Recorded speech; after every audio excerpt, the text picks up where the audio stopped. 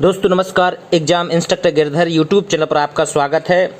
तो दोस्तों current affairs की सीरीज चल रही है शिक्षक भर्ती परीक्षा सुपर टेट 2022 के लिए और इसके 7 भाग हो चुके हैं। आज का ये भाग है 8। आज के इस अंक में 16 अप्रैल से लेकर 30 अप्रैल तक की महत्वपूर्ण 30 समसामयिक घटनाएं एग्ज़ाम के लिए। तो बहुत ही महत्वपूर्ण ये सीरीज है जो एग्ज़ाम के लिए है, क्योंकि अब बहुत ही जल्द आपको खुशखबरी मिलने वाली है, विज्ञापन जारी होने वाला है। इसलिए आप लोग बिल्कुल तैयारी में जुट जाएं। जो शिक्षक भर्ती सीरीज है 5000 प्रश्न वाली, उसको भी जोड़ लें और जो करंट अफेयर्स के 7 भाग हैं इसको भी प्लेलिस्ट से देख लें। आइए करते हैं वीडियो शुरू। हाल ही में सड़क परिवहन एवं राजमार्ग मंत्रालय ने जिस पोर्टल को विकसित किया है, अभी राजमार्ग मंत्रालय सड़क परिवहन इसने एक पोर्टल बनाया है। उस पोर्टल का नाम है ई-डार। पोर्टल का क्या नाम है? ई-डार।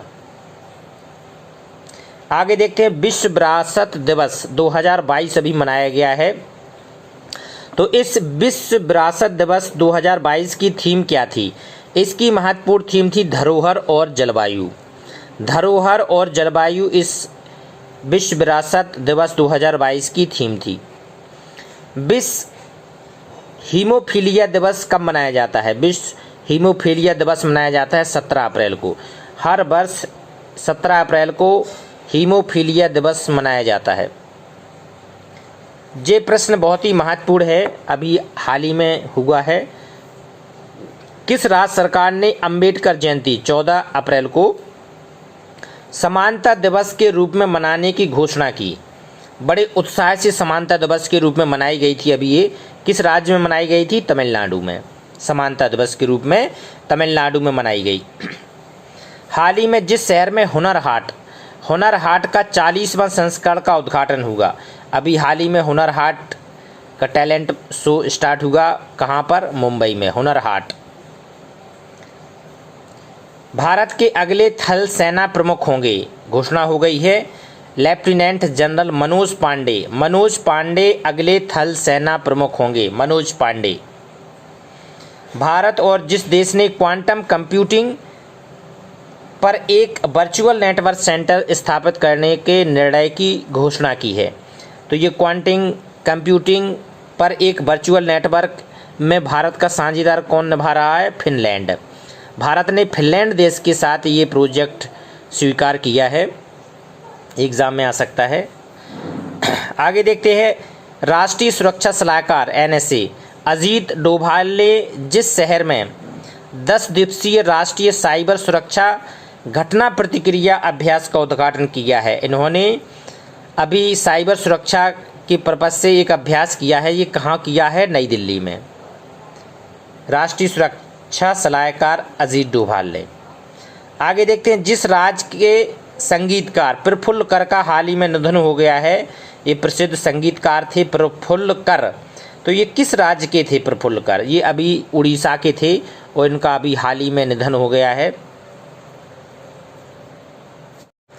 आगे देखते हैं। भारत के उपराष्ट्रपति कमला हैरिस का कार्यकारी सचिव एवं रक्षा सलाहकार जिसे नियुक्त किया गया है। इसका उपराष्ट्रपति का कमला हैरिस का कार्यकारी सचिव एवं रक्षा सलाहकार किसे नियुक्त किया गया है? शांति सेठी। भारतीय शांति सेठी को बनाया गया है कमला हैरिस का रक्षा सलाहकार, शांति सेठी। तो ऐसे वैश्विक अंतर्राष्ट्रीय संबंध में बहुत महत्वपूर्ण होती हैं जो एग्जाम में आती हैं। एल रूट सर्वर प्राप्त करने वाला देश का पहला राज्य बन गया है। एल रूट सर्वर, तो ये राजस्थान ने अभी उपलब्धि हासिल की है एल रूट सर्वर में। विश्व विरासत दिवस जिस दिन मनाया जाता है, विश्व विरासत दिवस हर साल 18 अप्रैल को मनाया जाता है। विश्व विरासत दिवस। स्मार्ट सिटीज मिशन के तहत देश के जितने शहरों का विकास किया जा रहा है। स्मार्ट सिटीज़ मिशन के तहत 100 शहरों का विकास किया जा रहा है। ये बहुत बड़ा केंद्र सरकार का लक्ष्य है 100 शहर विकसित करने का। 2022 इन्विक्टस गेम्स, 2022 इन्विक्टस गेम्स, ये गेम्स इन्वेस्टेक्स कहाँ पर आयोजन किए जा रहे हैं? नीदरलैंड में। नीदरलैंड में ये गेम हो रहे हैं 2022 इन्विक्टस। वित्त मंत्री निर्मला सीतारमण ने अंतर्राष्ट्रीय मुद्रा कोष से जिस देश को तत्काल वित्तीय सहायता देने का अभियान किया है, क्योंकि जो अभी श्रीलंका की स्थिति खराब हुई है उसी की दृष्टि से वित्त मंत्री ने ये निर्णय लिया है। कहाँ के लिए? श्रीलंका के लिए। राष्ट्रीय सिविल सेवा दिवस जिस दिन मनाया जाता है, तो राष्ट्रीय सिविल सेवा दिवस हर साल 21 अप्रैल को मनाया जाता है। केंद्र सरकार का प्रमुख वैज्ञानिक सलाहकार जिसे नियुक्त किया गया है, केंद्र सरकार का प्रमुख वैज्ञानिक सलाहकार अजय कुमार सूद, अजय कुमार सूद को बनाया गया है। महत्वपूर्ण है अजय कुमार सूद। आगे देखते हैं, केंद्र सरकार ने जिस अर्थशास्त्री को नीति आयोग का उपाध्यक्ष नियुक्त किया है, अभी हाल ही में नीति आयोग की उपाध्यक्ष सुमन बेरी को बनाया गया है। सुमन बेरी को हाल ही में खेलो इंडिया यूनिवर्सिटी गेम्स के दूसरे संस्करण का उद्घाटन कहाँ पर किया गया? खेलो इंडिया यूनिवर्सिटी गेम्स बेंगलुरु में इसका उद्घाटन किया गया है। ये दूसरा संस्करण है बेंगलुरु में, अभी हाल ही में इसका उद्घाटन हुआ है। आगे देखते हैं, विश्व बौद्धिक संपदा दिवस जिस दिन मनाया जाता है, विश्व बौद्धिक संपदा दिवस मनाया जाता है 26 अप्रैल को हर साल। विश्व बौद्धिक संपदा दिवस 26 अप्रैल। हाल ही में चीन और जिस द्वीप के बीच एक सुरक्षा समझौते पर हस्ताक्षर किए गए हैं? चीन ने किस द्वीप के साथ में सुरक्षा समझौते पर हस्ताक्षर किया है? सोलोमन द्वीप। चीन और सोलोमन द्वीप का अभी हाल ही में समझौता हुआ है। ये बहुत महत्वपूर्ण है कि हाल ही में जिस देश में बर्ड फ्लू का एक स्ट्रेन आया है, उस स्ट्रेन का नाम है H3N8। H3N8 स्ट्रेन के साथ पहला मानव संक्रमण दर्ज किया गया है। किस देश में? चीन में। ये चीन में पहला संक्रमण बर्ड फ्लू का दर्ज किया गया है H3N8। ठीक है। हाल ही में प्रधानमंत्री ने जिस राज्य में दूधवाणी नामक एक सामुदायिक आप देखते हैं, हाल ही में जिस देश में बर्ड फ्लू के H3N8 स्ट्रेन के साथ पहला संक्रमण दर्ज हुआ है? चीन में। आगे देखते हैं, हाल ही में प्रधानमंत्री ने किस राज्य में दूधवाणी नामक एक सामुदायिक रेडियो स्टेशन का उद्घाटन किया है? गुजरात में, दूधवाणी का। सोशल मीडिया कंपनी ट्विटर को 44 अरब डॉलर में खरीद लिया है। अभी किसने खरीदा है 44 अरब डॉलर में? एलन मस्क, दुनिया के सबसे रईस आदमी, इन्होंने ट्विटर को खरीद लिया है 44 अरब डॉलर में। राष्ट्रीय पंचायती राज दिवस जिस दिन मनाया जाता है 24 अप्रैल को राष्ट्रीय पंचायती राज दिवस मनाया जाता है।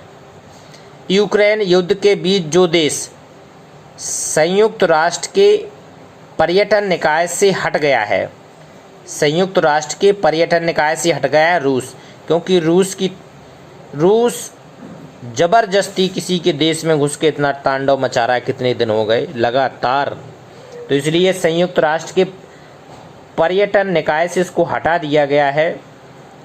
कौन सा देश को? रूस को। हाल में प्रधानमंत्री जी ने जिस राज्य में एक कैंसर उपचार केंद्र का उद्घाटन किया है, अभी हाल ही में कैंसर केंद्र का उद्घाटन हुआ है, कहाँ पर? असम में। किस देश ने अभी ताड़ के कच्चे एवं रिफाइंड तेल के निर्यात पर प्रतिबंध लगा दिया है? यहाँ पर विश्व का सबसे ज़्यादा ताड़ का तेल रिफाइंड निर्माण होता है इंडोनेशिया में, तो इसने अभी हाल ही में ताड़ के कच्चा एवं रिफाइंड वाले तेल के निर्यात पर प्रतिबंध लगा दिया है। किस देश ने? इंडोनेशिया ने।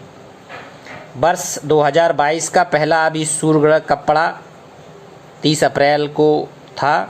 इसका प्रभाव था भारत पे आंशिक, थोड़ा सा विदेश में था ही। कायरन पोलार्ड जिसने क्रिकेट से संन्यास की घोषणा की है, किस देश के थे? वेस्ट इंडीज के प्रसिद्ध क्रिकेटर कायरन पोलार्ड ने अभी संन्यास की घोषणा कर दी है। तो ये महत्वपूर्ण 30 प्रश्न थे 16 अप्रैल से लेकर 30 अप्रैल तक के। 8वां भाग है करंट अफेयर्स का, प्लेलिस्ट में पड़े हैं और भाग। जिस साथी का कोई भी भाग छूट गया आप वहाँ से कर लें। शिक्षक भर्ती बहुत ही जल्दी विज्ञापन आने वाला है, तो आप लोग अभी से जुटकर तैयारी करें और ये मान के तैयारी करें कि हमें एक पोस्ट चाहिए ही चाहिए है, क्योंकि आगे जब अभी वैकेंसी में इतना टाइम आ रहा है तो आगे बहुत कम उम्मीद बचेगी, इसलिए पूरा जोर लगा के तैयारी करना है। नमस्कार।